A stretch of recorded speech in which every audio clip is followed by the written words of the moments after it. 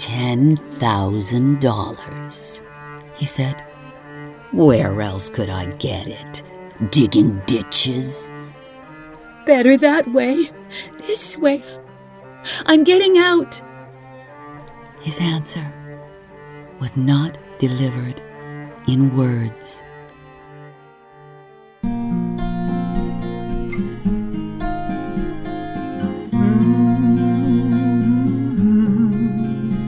Fast asleep. Welcome to Fast Asleep with Gina Marie, and welcome to another classic short story. Today's classic is just one of hundreds available for you on Fast Asleep. They're here to soothe us, to move us, and get this, to enhance us by strengthening our neural pathways. And you know what that does? That deepens our emotional intelligence. That's got to be a plus, right? And who better to do that than America's master craftsman of the mystery short story? That title was granted to today's author, Stanley Ellin, by the New York Times. Fast Asleep definitely agrees with it. We've done a few of Stanley Ellin's mysteries on this podcast. Scroll back when you can.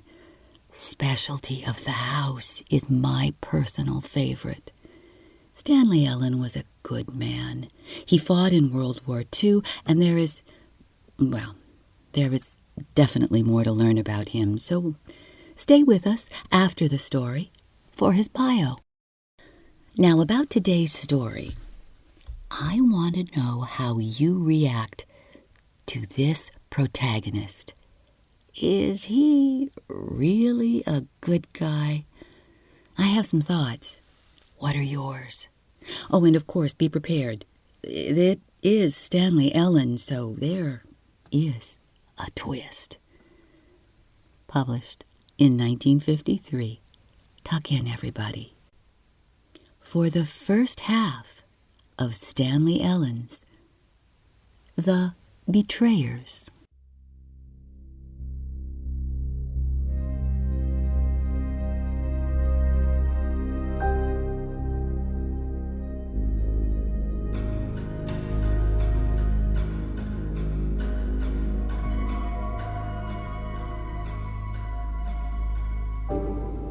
Between them was a wall, and since it was only a flimsy, jerry-built partition, a sounding board between apartments, Robert came to know the girl that way. At first, she was the sound of footsteps, the small, firm rap of high heels moving in a pattern of activity around her room. She must be very young, he thought idly, because at the time he was deep in Green Mansions, a romance adventure novel, pursuing the lustrous Rima through a labyrinth of Amazonian jungle. Later, he came to know her voice, light and breathless when she spoke, warm and gay when she raised it in chorus to some popular song dinning from her radio. She must be very lovely, he thought then, and after that found himself listening deliberately and falling more and more in love with her as he listened. Her name was Amy, and there was a husband, too, a man called Vince, who had a flat, unpleasant voice and a sullen way about him. Occasionally, there were quarrels, which the man invariably ended by slamming the door of their room and thundering down the stairs as loud as he could. And then she would cry, a smothered whimpering, and Robert, standing close to the wall between them, would feel as if a hand had been thrust inside his chest and was twisting his heart. He would think wildly of the few steps that would take him to her door, the few words that would let her know he was her friend, was willing to do something, anything, to help her. Perhaps, meeting face to face, she would recognize his love. Perhaps. So the thoughts whirled, around and around, but Robert only stood there, taut with helplessness. And there was no one to confide in, which made it that much harder.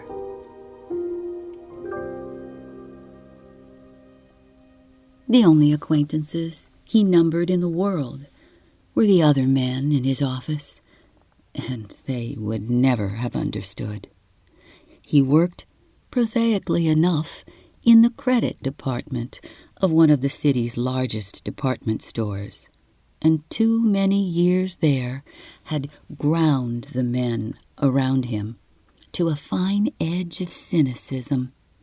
The business of digging into people's records, of searching for the tax difficulties, the clandestine affairs with expensive women, the touch of larceny in every human being. All that was bound to have an effect, they told Robert, and if he stayed on the job much longer, he'd find it out for himself. What would they tell him now? A pretty girl next door. Husband's away most of the time. Go on, make yourself at home. How could he make them understand that that wasn't what he was looking for, that what he wanted was someone to meet his love halfway, someone to put an end to the cold loneliness that settled in him like a stone during the dark hours each night. So he said nothing about it to anyone, but stayed close to the wall, drawing from it what he could, and knowing the girl as he had come to, he was not surprised when he finally saw her. The mail for all the apartments was left on a table in the downstairs hallway, and as he walked down the stairs to go to work that morning, he saw her take a letter from the table and start up the stairway toward him.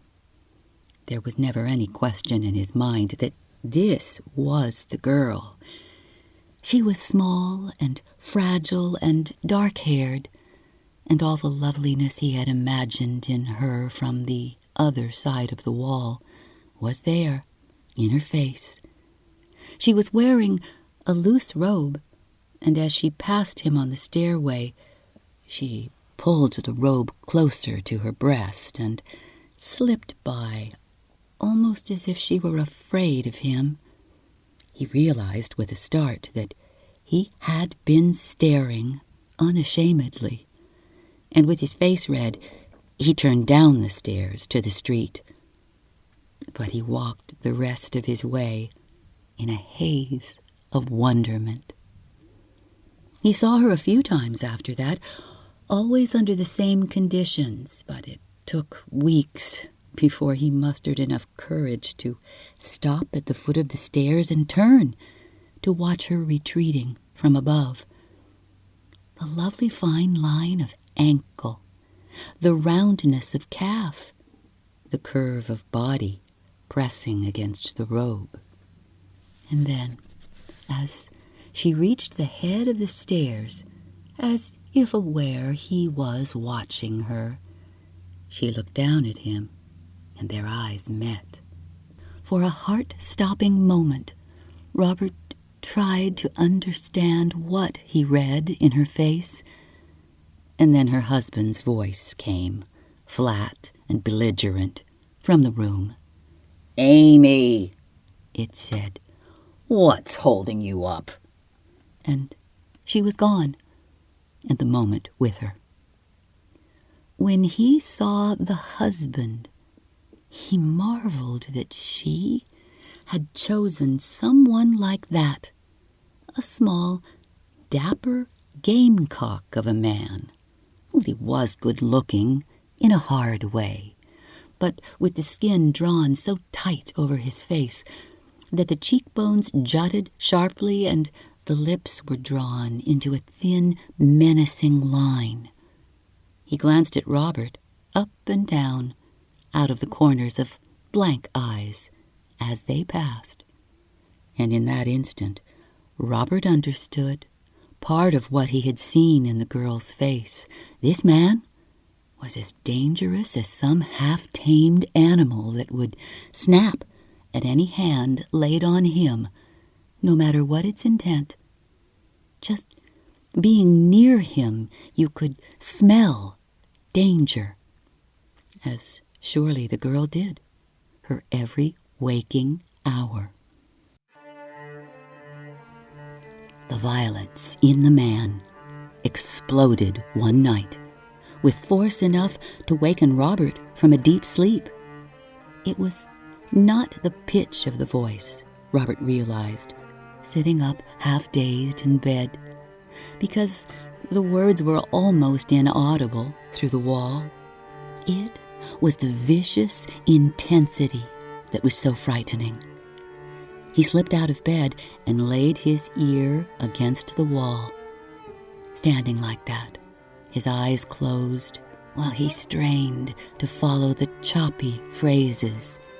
He could picture the couple, facing each other as vividly as if the wall had dissolved before him. "So you know," the man said. "So what?" "Getting out," the girl said. "And then tell everybody? Tell the whole world?" "I won't." The girl was crying now. "I swear, I won't." "You think I'd take a chance?" the man said, and then his voice turned soft and derisive. $10,000, he said. "Where else could I get it? Digging ditches?" "Better that way. This way. I'm getting out." His answer was not delivered in words.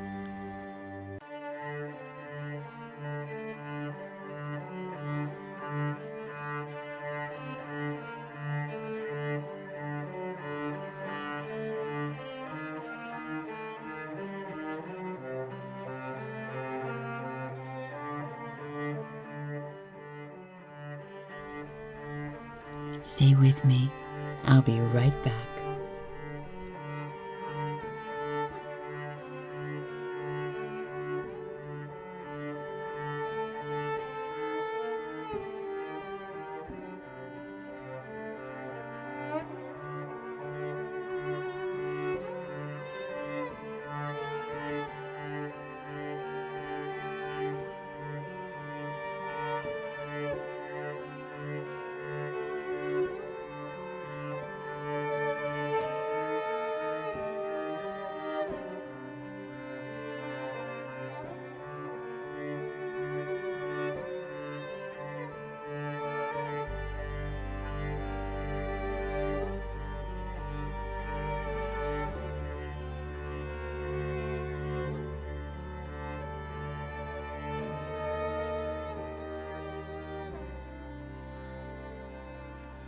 $10,000, he said. "Where else could I get it? Digging ditches?" "Better that way. This way. I'm getting out." His answer was not delivered in words. It came in the form of a blow, so hard that when she reeled back and struck the wall, the impact stung Robert's face. Vince! She screamed, the sound high and quavering with terror. Don't! Vince! Every nerve in Robert was alive now, with her pain, as the next blow was struck. His fingernails dug into the wall at the hard-breathing noises of scuffling behind it as she was pulled away. Oh, no, no!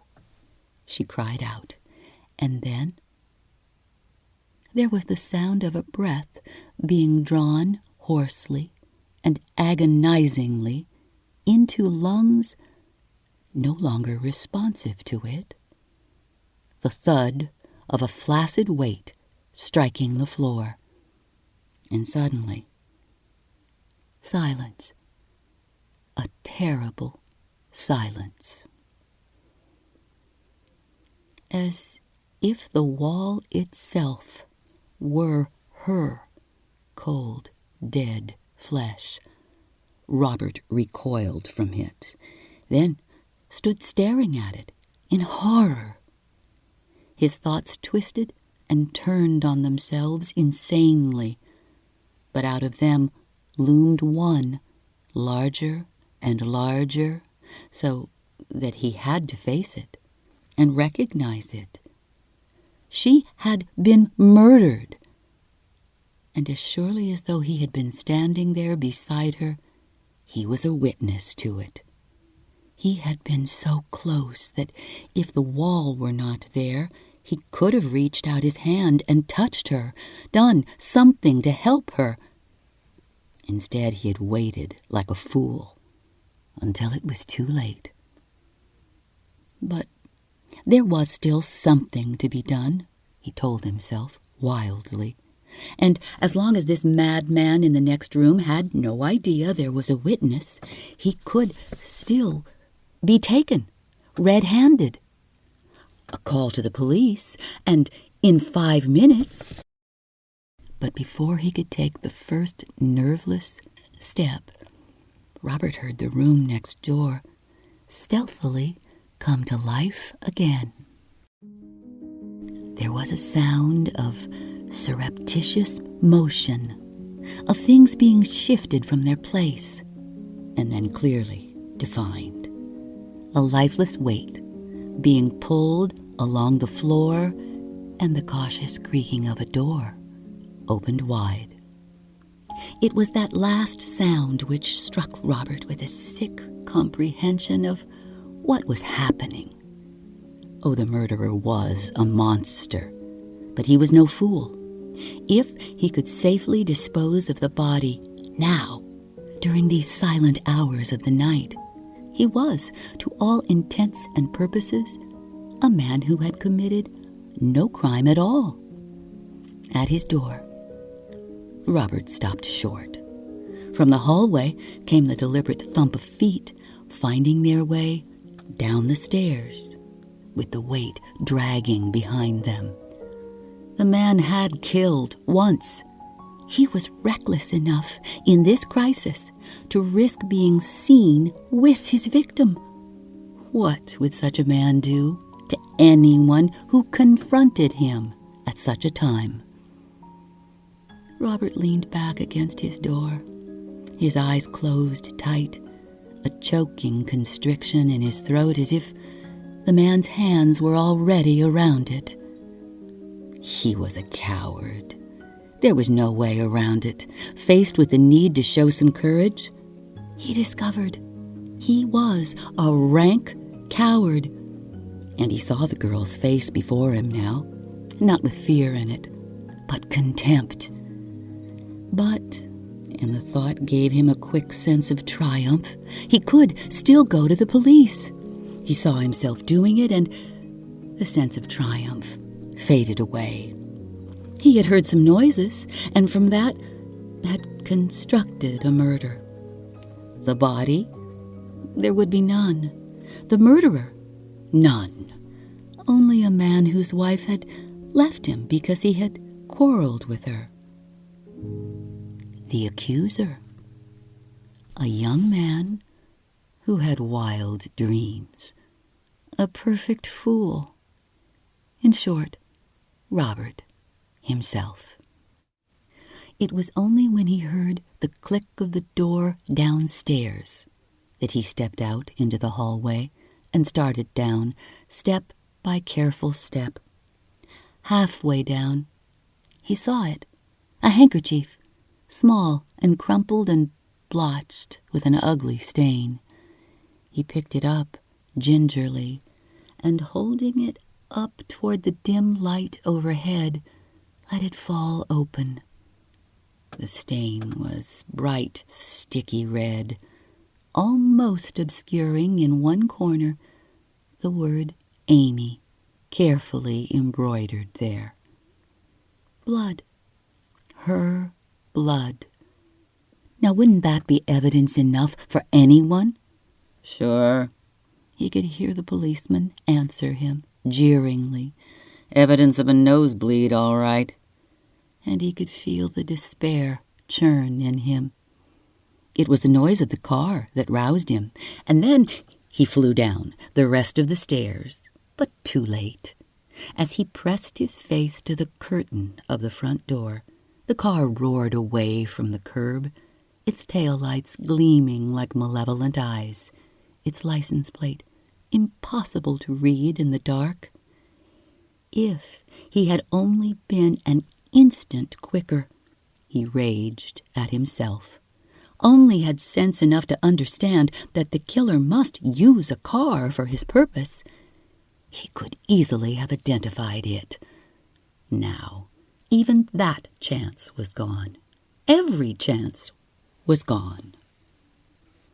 In his room, pacing the floor feverishly, that's where he was, when, within a half hour, he heard the furtive sounds of the murderers return.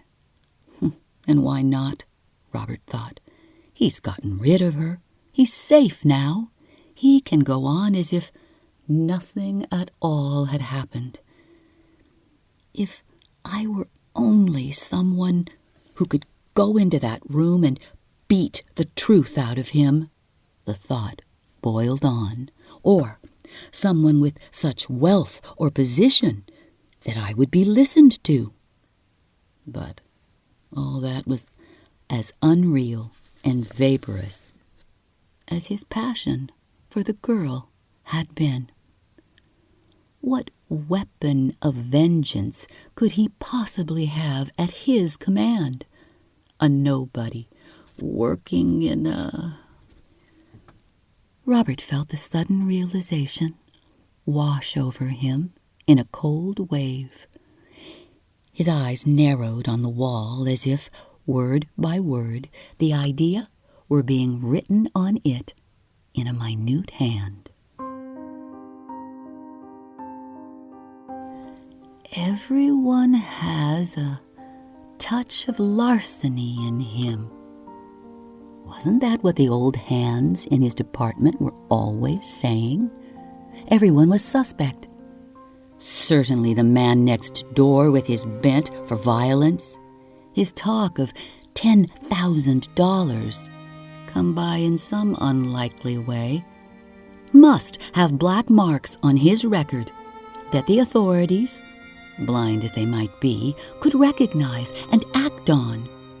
If someone skilled in investigation were to strip the man's past down, layer by layer, justice would have to be done. Now that was the weapon, the dark past itself stored away in the man, waiting only to be ignited. Slowly and thoughtfully, Robert slipped the girl's crumpled handkerchief into an envelope and sealed it. Then, straining to remember the exact words, he wrote down on paper the last violent dialogue between murderer and victim. Paper and envelope both went into a drawer of his dresser, and the first step had been taken. But then, Robert asked himself, what did he know about the man? His name was Vince, and that was all. Hardly information which could serve as the starting point of a search through the dark corridors of someone's past.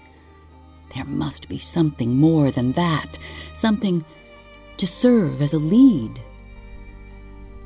It took Robert the rest of a sleepless night to hit on the idea of the landlady, a stout and sleepy-eyed woman whose only interest in life seemed to lie in the prompt collection of her rent. She still must have some information about the man. She occupied the rear apartment on the ground floor, and as early in the morning as he dared, Robert knocked on her door. She looked more sleepy-eyed than ever as she pondered his question. "Them?" she said at last. "Well, that's the Snyders. Now, they're nice people, all right." She blinked at Robert. "You're not having any trouble with them, are you?" "No, not at all, but is that all you can tell me about them? I mean, don't you know where they're from or anything like that?" The landlady shrugged. "I'm sure it's none of my business," she said loftily.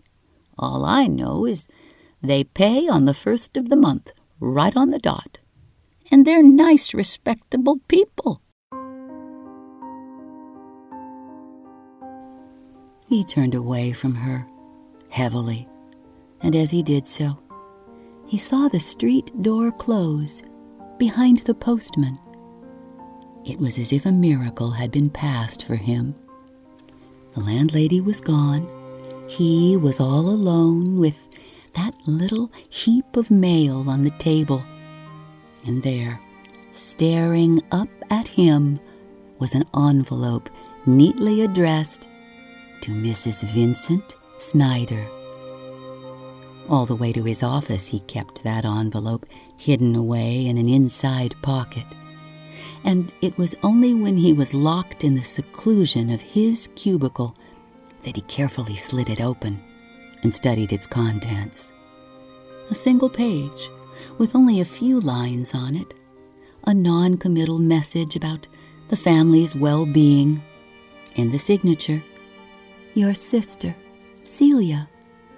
Not much to go on, but wait.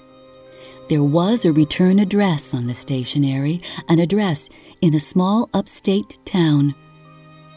Robert hesitated, only a moment, then thrust letter and envelope into his pocket, straightened his jacket, and walked into the office of his superior, Mr. Sprague, in charge of the department and, consequently, the most ulcerated and cynical member of it, regarded him dourly. "Yes," he said.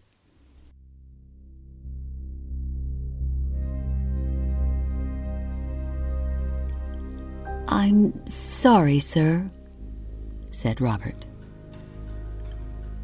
"but I'll need a few days off. You see, there's been a sudden death." Mr. Sprague sighed at this pebble cast into the smooth pool of his department's routine. But his face fell into the proper, sympathetic lines. "Somebody close?" "Very close," said Robert.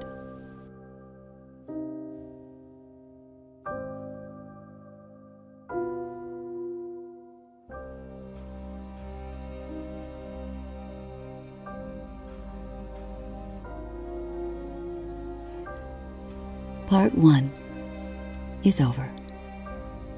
Next week you've got Part 2 to come back for. And I am so interested in your take on our protagonist. And the most interesting fact about today's author for me is his almost nonsensical perfectionism. He wrote slowly, painstakingly so, sometimes rewriting a paragraph up to 40 times before he was satisfied with it. He was well known for submitting just one short story per year for publication, always to Ellery Queen Mystery Magazine. Always accepted. Every one. Here's more about Stanley Ellin. He wrote 15 novels and dozens of short stories, with 4 becoming major motion pictures and others television episodes. Critics found nothing but praise for Mr. Stanley Ellin. New York Times critics Anthony Boucher and Alan J. Hubin had lots of words for him, calling him the American master and coining that master craftsman phrase as well. And that had to be very, very satisfying for a boy raised in Brooklyn, New York, who often suffered from some awful ailment or another throughout his childhood. Stanley loved to read and was very bright. In fact, he graduated from Brooklyn College when he was just 19 years old. He married fellow student Jean Michael. And then his variety of jobs began. He was a magazine salesman, a boilermaker's assistant, a steel worker, a shipyard worker — I guess the ailments were gone by then — a dairy farmer, a junior college teacher, and of course, now it's 1944, he was a member of the U.S. Army. When he returned from World War II, he began his most important and most lucrative job, that of being a writer. His very first short story, the one I just mentioned, Specialty of the House, launched Stanley Ellin to well-known status, just like that. Yeah, he was very well recognized for his work, and also he is still the most nominated writer for the Edgar Allan Poe Award, and he's won that award on at least 3 occasions. He also has served as president of the Mystery Writers of America. He passed in 1986 from a heart attack. He was 69 years old.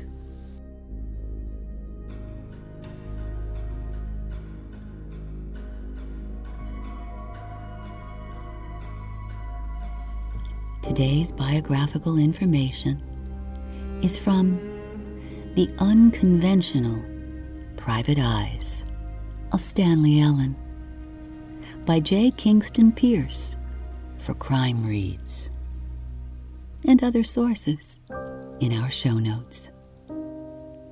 Music for today is Coal Clouds from Roey Spigler, Interlude Fury from Artie San, Autumn from Diamonds and Ice, and Shiver from Pablo Suarez. So, what'd you notice? What did you notice that was unusual about Robert? Let me know right here in comments, or you can email us at fastasleepwithGinaMarie44@gmail.com. We're on Instagram, Facebook, and TikTok, and we thank you for supporting us with your likes, your comments, and your subscriptions. On Spotify, iHeartRadio, Apple Podcasts, and wherever you choose to get your podcasts. We just thank you, dear listeners, for all of your support and your listening. Keyword: wall. And next week, don't miss the conclusion, and don't miss Stanley Ellin's twist. Until then, good night.